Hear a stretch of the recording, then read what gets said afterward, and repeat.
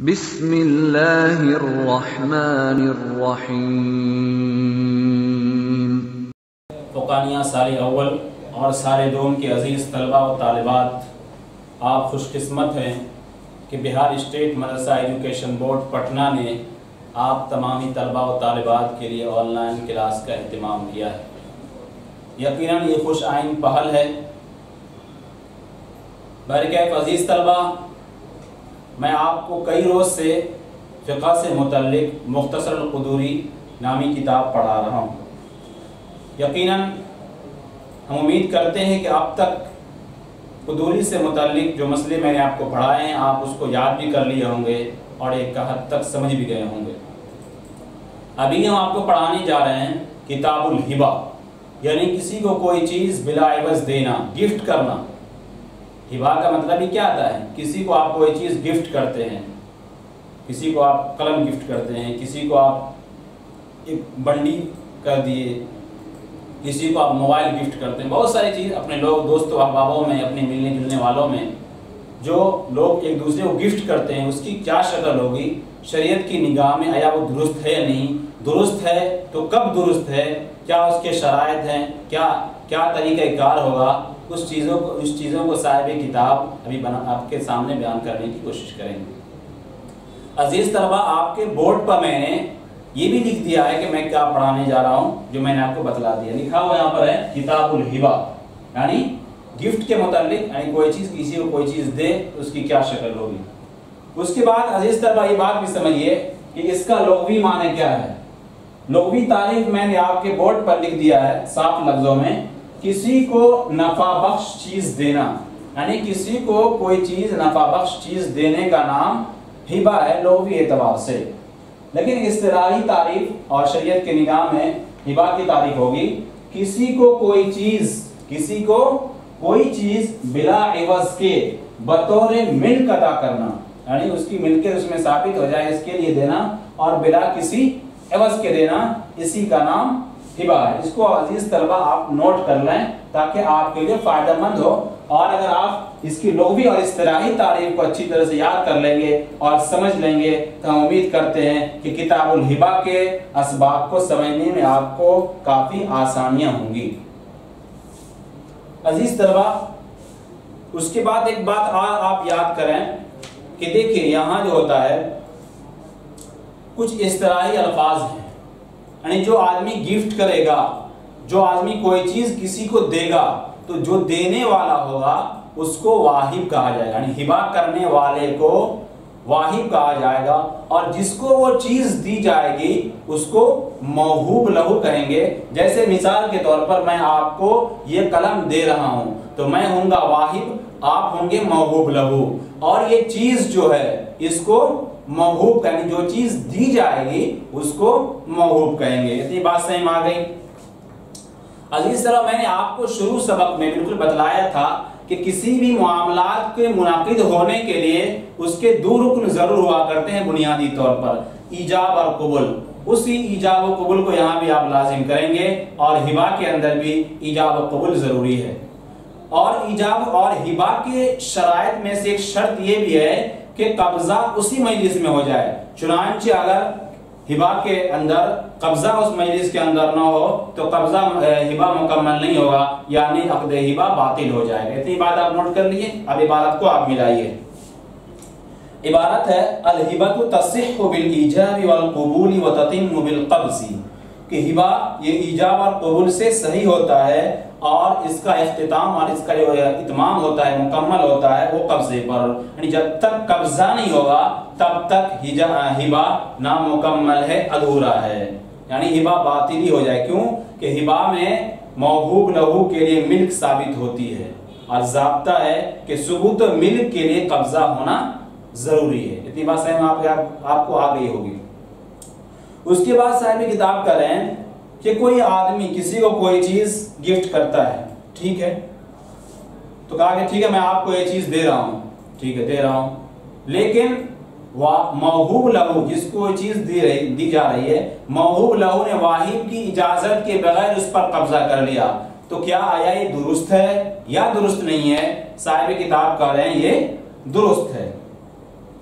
لیکن اگر وہ قبضہ کیا ہے جدائی کے بعد، یعنی واہب اور موہوب لہو آپس میں جدا ہو گئے، جدا ہونے کے بعد قبضہ ہو رہا ہے موہوب پر، تو کہہ رہے ہیں کہ یہ صحیح نہیں ہے. ہاں الا یہ کہ واہب جدائی کے بعد قبضہ کرنے کی اجازت دے دے گا تو اس شکل کے اندر ہبا درست ہو جائے. کیوں؟ اب یہ مانا جائے گا کہ گویا کہ دوبارہ اثر نو ہبا عقد ہبا کو کیا گیا ہے. اب کہیں کیوں؟ وہی بات کہ مجلس کے اندر قبضہ نہیں ہوا تھا، قبضہ نہیں ہوا تو صحیح نہیں ہوگا. اسی کریں کہ پس فَإِنْ قَبَضَ الْمَوْهُوبُ لَهُ فِي الْمَجْلِسِ، اگر موہوب لہو مجلس میں بغیر اذن الواہب، واہب کی اجازت کے بغیر قبضہ کر لے تو جائز ہے. اور اگر قبضہ کرے افتراق کے بعد، یعنی دونوں آپس میں جدا ہو گئے، تو کہہ رہے ہیں یہ صحیح نہیں ہے مگر یہ کہ اجازت دے دی ہو اس کو واہب نے قبضہ کرنے کی. میں نے بتلا دیا کہ مجلس عقد کے ختم ہونے کے بعد اگر موہوب پر قبضہ کرتا ہے تو اس صورت میں واہب کی اجازت ضروری ہے. اگر واہب دوبارہ اجازت دے گا تو قبضہ کر سکتا ہے، اگر دوبارہ اجازت نہ دے تو اس کا قبضہ کرنا درست نہیں ہوگا. کیوں؟ اس وجہ سے کہ ہبا کے اندر قبضہ قبول کے قائم مقام ہے اور قبول مجلس کے ساتھ خاص ہوا کرتی ہے، لہذا قبضہ بھی مجلس کے ساتھ خاص ہوگا. ہاں اگر واہب دوبارہ اجازت دے تو پھر قبضہ کرنا درست مانا جائے گا.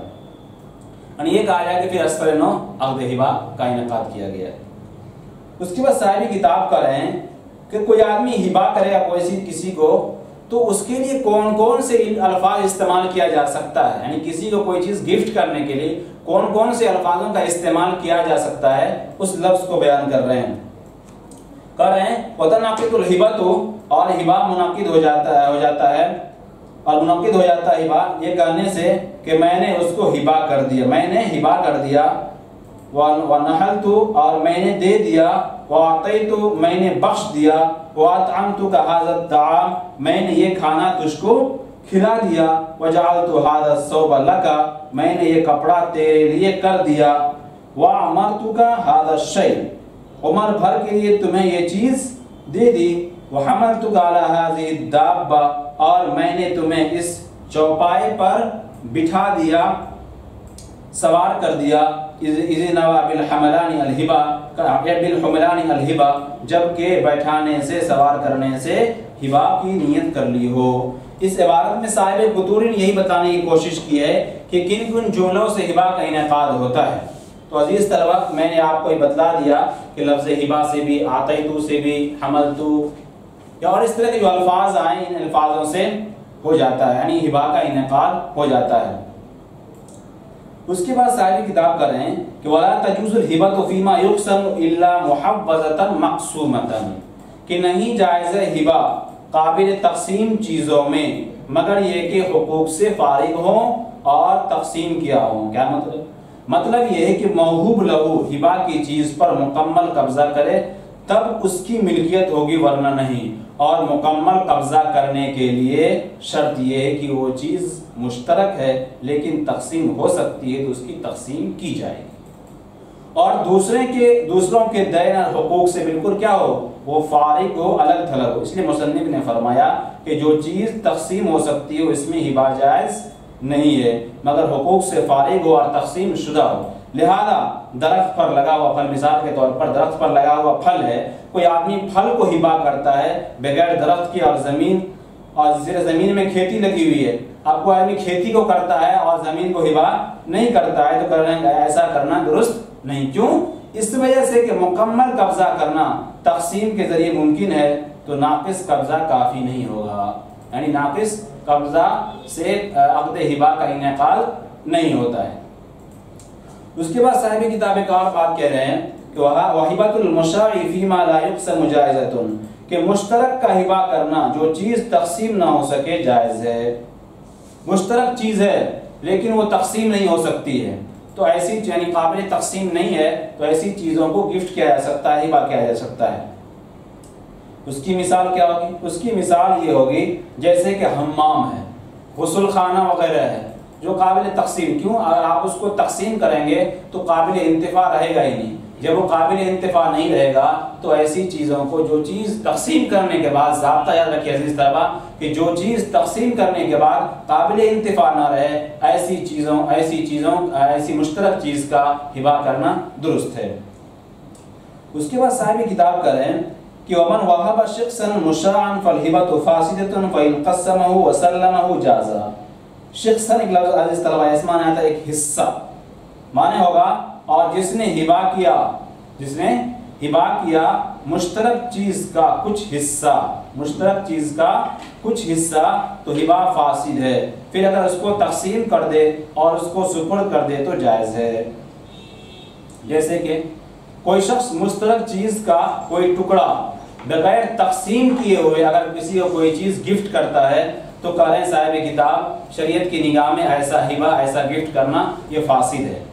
لیکن بعد میں اس چیز کو تقسیم کر دیا اور تقسیم کرنے کے بعد واہب نے موہوب لہو کو ہبہ کر دیا، تو چنانچہ کیونکہ اب اس نے تقسیم کر دیا ہے اور تقسیم کرنے کے بعد اب اس پر قبضہ کرنا ممکن ہو گیا، لہذا اس شکل کے اندر ہبہ کرنا درست مانا جائے گا۔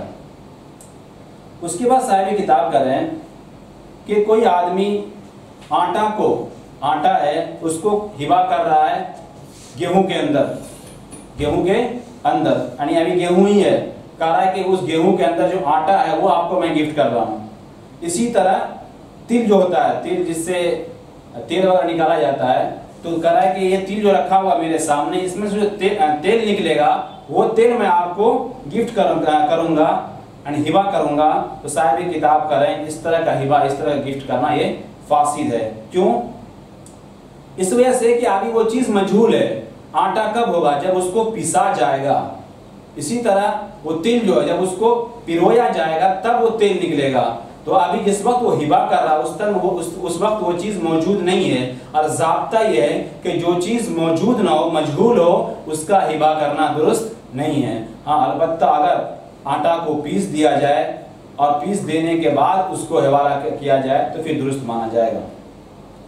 اسی کا اگر ہبہ کیا آٹا کو گیہوں میں یا تلوں میں تو ہبہ فاسد ہے، اگر پیس کر حوالہ کر دے تب بھی جائز نہیں، یعنی اس کے بعد اسرنوں کرے گا تب درست ہوگا، ایسے نہیں ہوگا۔ اس کی بعد مثال ہم نے آپ کو بتلا دیا کہ کیوں ہوگا، کیونکہ مجہول ہے اور جو چیز مجہول ہو اس کا ہبہ کرنا درست نہیں ہے۔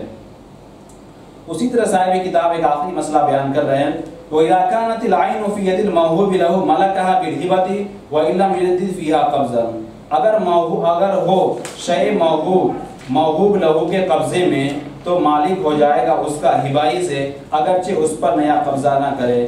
مثال کے طور پر یہ میری کتاب آپ کے پاس تھی، میں نے کہا کہ یہ کتاب جو میری آپ کے پاس ہے میں اس کو آپ کو گفٹ کر رہا ہوں، ہبہ کر رہا ہوں، تو کہنے صاحب کتاب یہ درست ہے۔ ایسا نہیں ہوگا کہ دوبارہ آپ کو قبضہ کرنا پڑے گا، نہیں، حالانکہ ہبہ کے اندر قبضہ شرط ہے، ہبہ کے انعقاد کے لیے قبضہ شرط ہے، لیکن یہاں قبضہ کرنے کی کیا ضرورت ہے؟ پہلے ہی سے آپ کے پاس وہ چیز موجود آپ کے قبضے میں ہے، لہذا اثر دوبارہ نیا تجدیدی طور پر قبضہ کرنا ضروری نہیں ہے۔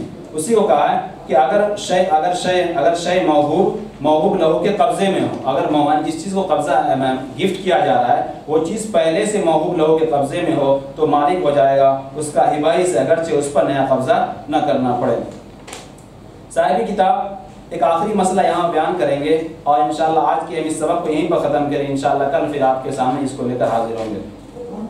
مسئلہ یہ کیا آخری مسئلہ کہ اگر وَإِذَا وَهَبَ الْإِبْنُ لِلْإِبْنِ الصَّغِيرِ هِبَةً مَلَكَهَا الْإِبْنُ بِالْعَقْدِ، کریں کہ کوئی آدمی ہے، کوئی کسی کا باپ اپنے چھوٹے بچوں کو کوئی چیز گفٹ کر رہا ہے، اس کے چھوٹے بچے ہیں 5 سال 7 سال 8 سال 10 سال کا کوئی بچہ ہے، اس کو کوئی چیز وہ ہبہ کر رہا ہے، تو کہہ رہے ہیں کہ بیٹا مالک ہوگا عقد سے ہی۔